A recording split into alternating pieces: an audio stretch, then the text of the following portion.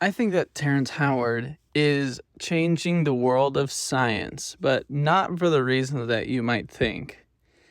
I don't think it matters whether Terrence Howard is right or wrong. And before I get into it, who's Terrence Howard? He's an actor. He's been in plenty of movies, TV shows. He's prolific. And then, according to him, he's had some visions. Angels gave him ideas and this and that. But he is a self-taught polymath, quote unquote. He's just a really smart guy that learned all by himself. He came up with some ideas that are challenging the world of science. Now, do scientists think that he's challenging the world of science? Not necessarily, which gets me to Eric Weinstein's interview on Joe Rogan with Terrence Howard. And Eric Weinstein says that there is one interesting thing that might come out of all of this, and that's basically a rotor machine, some kind of machine that moves in 6 dimensions, which basically means that he could make a drone that moves kind of like a UFO, is essentially what came out of that whole, I think it was like 4 hours of them talking. But like I said, it doesn't matter how much he's right, or even if he's completely wrong, it doesn't matter. And I guess I should continue. Terrence Howard, because of him being, the way that he is, it very much seems like he has that mad genius trope about him. And what is always troubling and tough with the mad genius is that they're often, it's not even that they're not understood, it's that they can't articulate themselves well enough for other people to understand. And so I would put Kanye on this category, not in any moral comparison at all, but just the way that, they're obviously, they have capacity and they're a genius in their own right in what they do. But it seems like when they say words, those words just don't make sense. And they have a big complex. Like, I remember Kanye on Sway in the morning, he was just yelling at him and Sway was just trying to talk to him and this and that. So it's just those kinds of things, those outbreaks and whatever the case is, that tends to be the case for these two. And this is a trope, honestly. This is what is portrayed as that mad genius that is far beyond everyone else, but, throws tantrums and this and that because no one understands them and all this and that. But Eric, being a genius in his own rights, he broke down basically what he understood Terrence Howard's arguments were. He even defined them using academic terms. He compared them to things that he has studied and looked at before. And it really gave context for anyone who is in the academic world, maybe like, I don't know, some grad student would listen to that and understand and follow with Eric, or maybe they would just know where to find the ways to find that. What really is interesting about all of this, though, is that the academic world is being exposed for its greed and somewhat corruption, but mostly because I think this is some kind of boiling point of the mistrust of science. And I honestly think it's a little overdue, but how Eric describes it, and maybe there's some biases there. I'm not certain. I don't really understand what goes on behind the scenes. Let's say behind the veil, right, of the Wizard of Oz kind of deal. But, I believe that he's behind that veil. And so when he comes out and says all these things, I have to trust him, Now, are there people that could argue against him and this and that? Sure. Have I watched those videos? No. Do they make videos? I don't know. But things that he is very open about and transparent about, Eric, is the idea that the scientific community gatekeeps ideas and gatekeeps things from ever not coming into fruition, but like ever being actually studied and energy actually being put into researching those things. If they just think that, it sucks or whatever the case is, and maybe I have his words misconstrued. But one thing I do remember kind of clearly, hopefully this is clear, is diluting the information into multiple journals so that scientific journals would make more money. So for you to have a complete library, instead of having one or two journals that had all the information, you'd have to get 12, 15 journals and a subscription to those journals to have the full library. Well, it's more than 15, obviously, but it was broken down that way. Another thing he brings up is peer reviewers often take credit for less vetted researchers' ideas. So they'll throw them away or throw the person away and be like, this is a dumb idea, whatever. But if he was actually onto something, he would then do the research themselves and take credit for it. Now, what's interesting about that is I feel like I've seen that in movies. I've seen that whole bit before. And so that's just interesting that might actually happen, and whatever the case is. One thing that I've been thinking about, and I talked to a psychologist about this, is the fact that not necessarily culture dictates, but the vision of perception that society has. Imagine you're in a building and that site that you see, that's all, you're limited to that site. You know what I mean? But you know that you could take a 360 and see the whole thing, but obviously from one window you can only see part of the whole site. And imagine culture having that, right? Like being able to only see a part of the whole, and that dictates the questions that are asked. And that's what's interesting also about the limitations of science.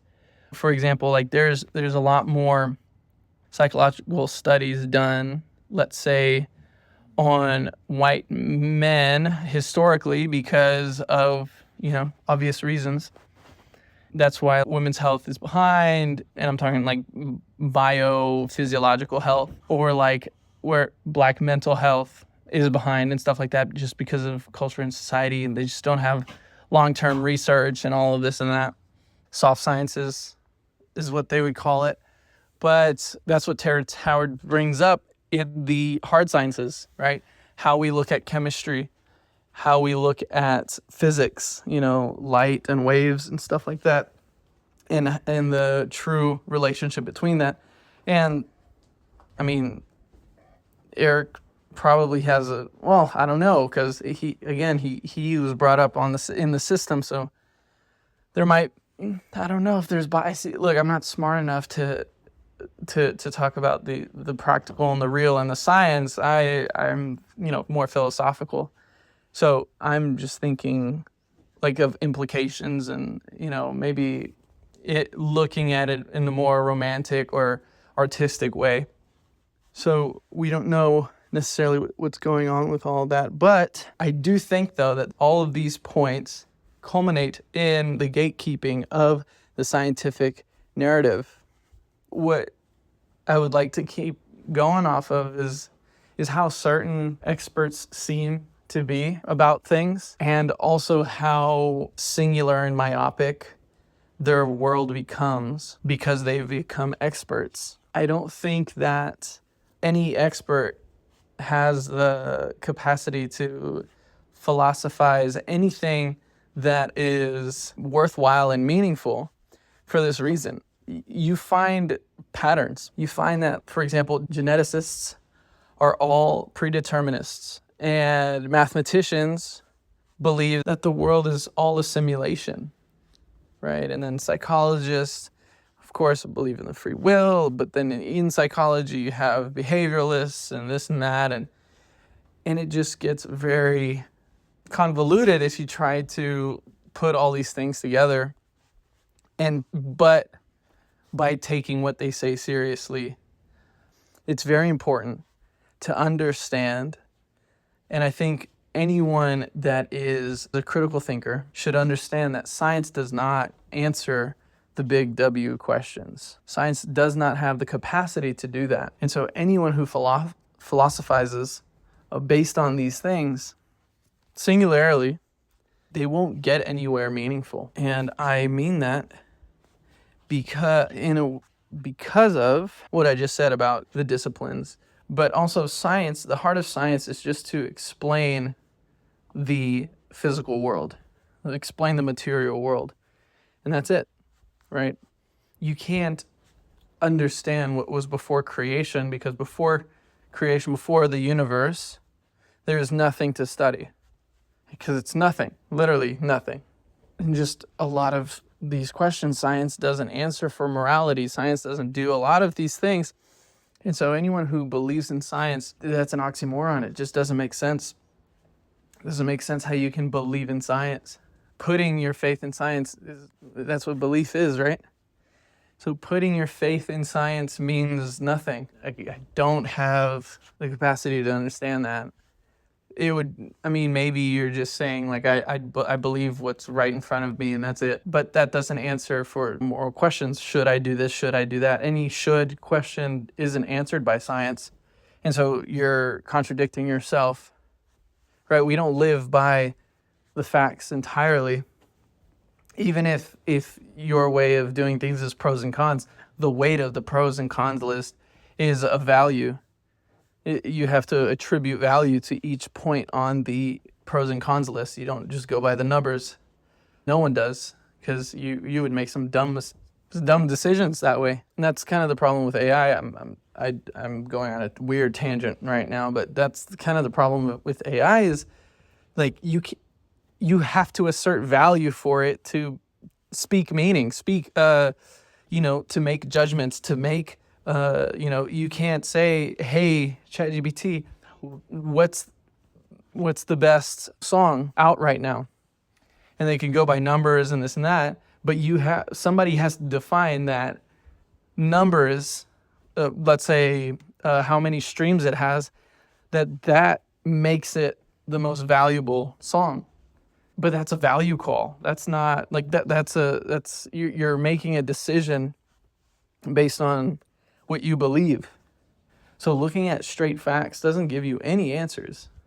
You have to make a judgment call at some point, and that judgment call is based on something outside of science. Oh, I guess what all that brings, why I was so fascinated by Eric Weinstein's conversation, or his rhetoric when it came to talking about the corruption of the scientific community and peer reviewing and all of these things, is kind of the downfall of a great society. I heard Joe Rogan talk about how he thought the downfall of civilization was the abolishment of psychedelics. But I do believe that it's just the obsession of and the avenues of greed. What I mean is, okay, so you have people like Prince, you have people like Michael Jackson, you have these artists who did it for the art, maybe. I would really believe that. Jimi Hendrix, these artists did it for the art. They didn't do it for the business. I heard that Metallica actually kind of ruined it. And Metallica is the band Kiss. I apologize. Not Metallica. I heard Kiss was the album it was the artists that actually started making things very business oriented in terms of throwing lawyers in there, lawsuits, suing for all sorts of things. And then that's kind of what made a business out of music, or whatever the case is. I don't necessarily know, but I know that there's a little more balance before. And why I bring up art, or why I bring up these guys, is because nowadays a producer could even have the intentions of making beautiful music that's exciting, music that's meaningful, music that's new. But the problem is that doesn't pay the bills. People need output, people need efficiency, and that's what this world has come to. And I think that has been an unforeseen downfall of capitalism, is that everything is supposed to be efficient. Now, the problem with that is yes, we have extreme output, more innovation, whatever the case is, sure, fine. But there's no quality. There's just quantity. I'd rather have 100 new songs than 100, than 1,000 of the same, how would I explain that? I'd rather have each song be a fresh, brand new experience than having way more songs out there that in the world, but that are, mimicking each other. And that's kind of what I find. And maybe it's just because my brain is wired to find patterns in the world. But I listen to music and I'm like, dude, this has been done at least 95 times. I've maybe, the chord progressions are different slightly and this and that, but I'm hearing the same melodies. I'm hearing the same, drum beat. I'm hearing the same, chord progressions, and it's obnoxious. And I guess that's a different conversation, we can get there. But I think in just every area, it seems like business and greed has just kind of taken over, and it's made it bland and not its intention, right? If music is to express human emotion and complexities of the world, and if movies are to tell stories that make you think, because sometimes you just can't rationally get to a certain point, but a story can get you there. Some things are just, you can't really explain using words. You just have to act it out. You have to show it rather than say it, and there's deep truths in there, right? Science is an exploration of creation. It's an exploration of everything around us. And it's trying to understand things. It's trying to put things in order. It's trying to find patterns. But if it's all driven by greed and business, then you just go with whatever sells. You just go with whatever keeps you fitting in, And I would love to live in a world, and I think this is what a golden era is. This is what a renaissance is when people do things for the sake of it, right? People don't become doctors because they make $500,000 a year. They become doctors because they want to save people, and they're dedicated to saving people, and they're dedicated to, understanding the human body in such a way that they can give the best care. But that's not the world that we live in right now. The world that we live in is very much money-oriented. It's income-oriented. It's whatever is popular, because that's what makes the most money. And so this kind of culture kind of destroys society. We have nothing to offer. We're in this loop. I guess just another thing about art, Cole Kushner, he leads the Dissect podcast. I love his podcast. I don't watch all of them, of course, but whenever I have time, I sit down, I listen to it, and he just breaks down these phenomenal albums. And one thing that he kind of harps at a lot, and I freaking love, because there are some artists that are maybe not famous, definitely not at Drake level, but they're so intentional with how they write their music that even without the lyrics, you can feel what they're trying to say, and the lyrics just solidify it. I think that's just a beautiful portrayal of what it's meant to be. I would love to live in a world where we can actually get to that, and people be who they are born to be or made to be. I don't know. But it seems like throughout that interview that Eric Weinstein it seems like he's agnostic because of other interviews that I found, because after that interview I really got kind of obsessed with him, and I just wanted to pick his brain. But he made some incredible points during that interview with Joe Rogan and Terrence Howard that made me really just intrigued that he would bring stuff up that almost supports in a weird way the New Testament. Now, I don't think he would take it this way. I think a lot of smart people wouldn't take it this way. But he just had this approach that people of old, ancient people, that they're not stupid. And I think there's just this whole trope, and I think it's just because, like, I don't know, we watch a lot of movies that people go back in time and they show a cell phone to somebody and they're like, oh, and they break it or whatever. And so that just brings a public perception to us that, historical figures are stupid. But we wouldn't have a lot of the things that we have if it weren't for the innovation.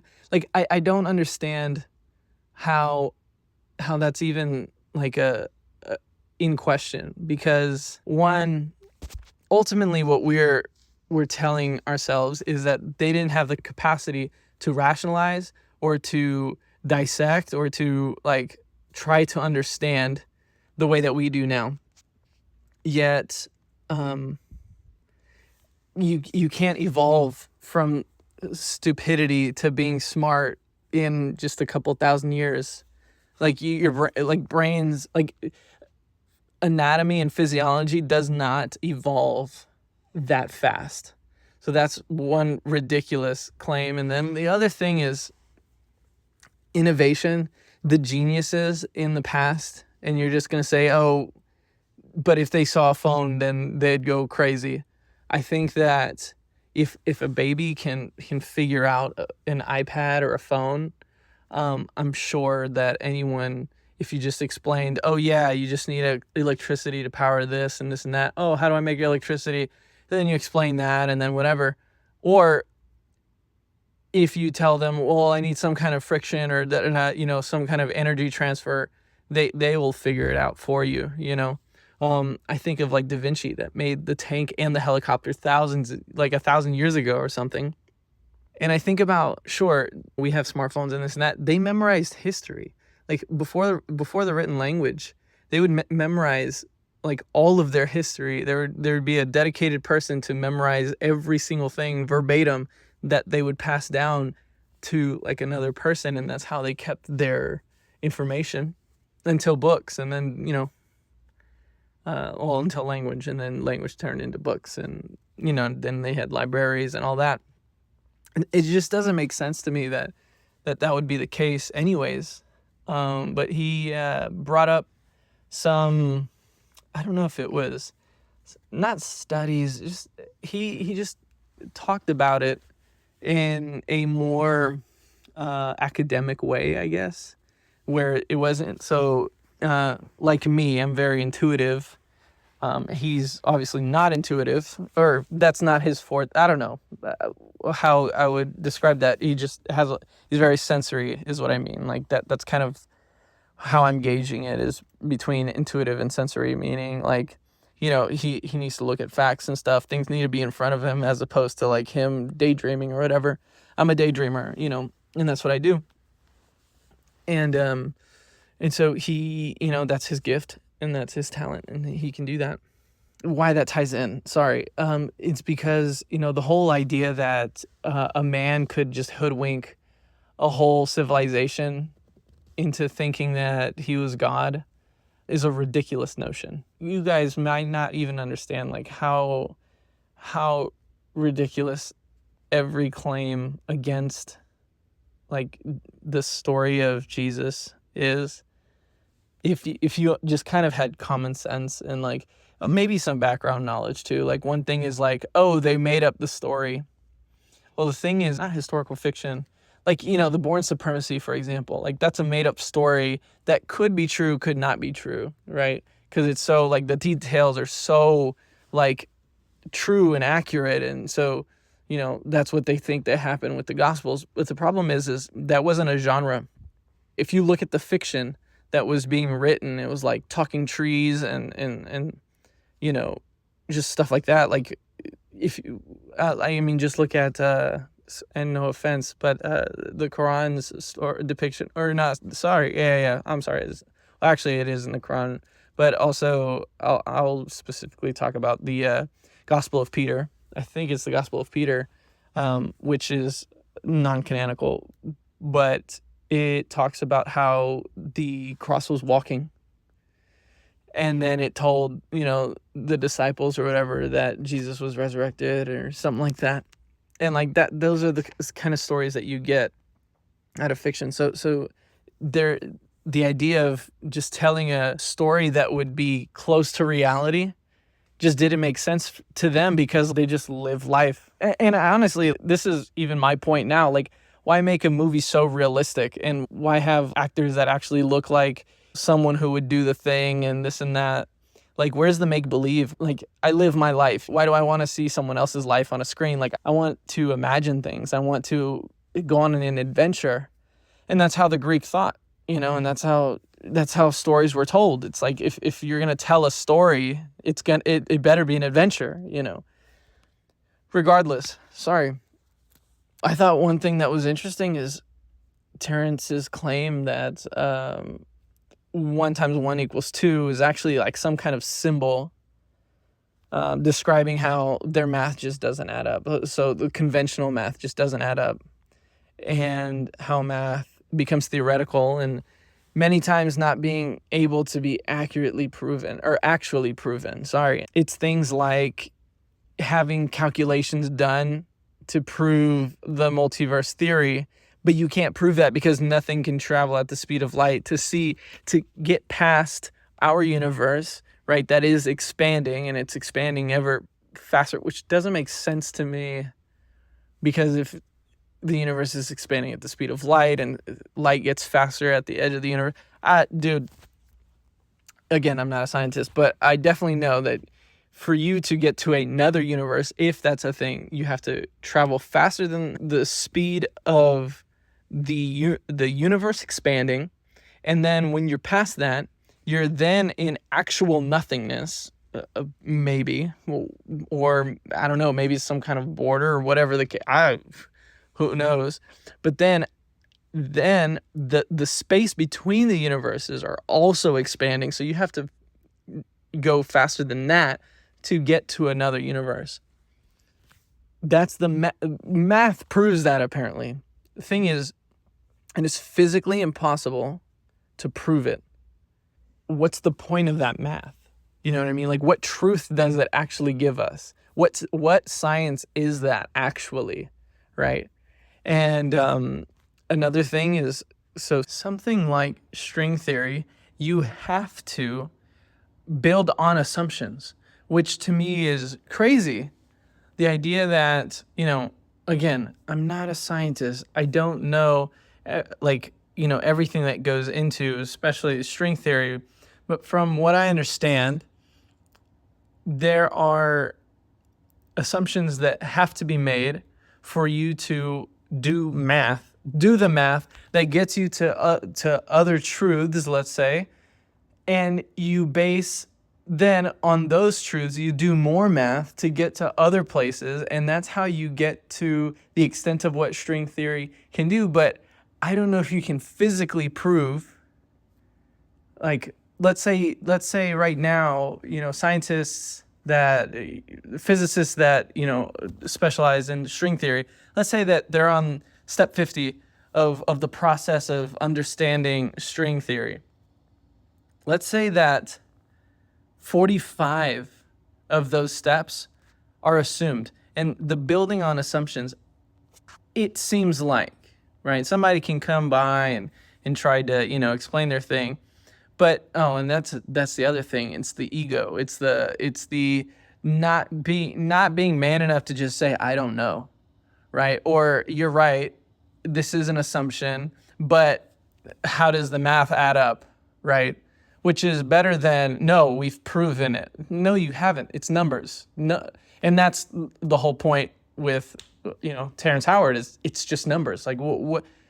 So what? The numbers add up nicely. The numbers aren't real, right? And that's his whole point behind 1 × 1 = 2, which, again, like, functionally it doesn't work. That's just, I'm not gonna, who am I? Like, I'm not smart, but for me, just multiplication is just how many groups of how many things. So 1 group of 1 is 1. That it's just that simple. 1 group of 10 is 10. That's just how I was explained math. Yeah, I don't know. Anyways, God, what am I doing right now? But what I'm expressing right now, I don't think is new. Maybe it's articulated better than the average person who feels this way, or whatever the case may be. But what's funny to me is like when the whole idea of like the flat earth theory came about, became kind of popular, not popular in belief, but popular in everyone hearing about it. I thought the whole idea behind that was like an art piece, like commentary on being skeptic of science. Like I thought essentially that's what it was. It was like this claim of like, hey, dude, you guys have to bridge the gap. Not even like the common people need to understand this, but people that are at least half-witted enough, not half-witted, sorry, people that are at least curious enough to go through social media to figure out these things, have it at least bite-sized enough to where someone who's curious can understand it, right? And beyond, and just all the critiques that I've had. So like the intellectual honesty, the egos, the straightforwardness of the I don't knows, that, and just how much of it is actually science and how much of it is just theoretical, to the point of like you can't even prove it. Like Darwinian theory is maybe something that we can't prove, whatever, and that's why it's a theory, but like you see it, you can see the microevolution, and you can see all these things. The reason why turtles look different in different areas and different colors and different shapes and sizes is because of evolution. There's just no doubt about it. But I understand that there's like because we can't like lab grow it or whatever. I don't know. I don't really understand why that's just not like a law of biology or something. But whatever the case is, it's a theory that's very, very proven, or very visible, and we can see it. But the skepticism that Terrence is bringing out, right? So that I think that's, again, if he's doing anything in the scientific world, it's the fact that for some reason when he's doing all what he's doing, it's bringing out the arguments and the skepticism and all of these things, and that's what I find most interesting, and that's where I'm so curious to see what's on the other side of this, to see how all of this ends up. Do we become more transparent? Do people, start stepping down? Is there going to be change?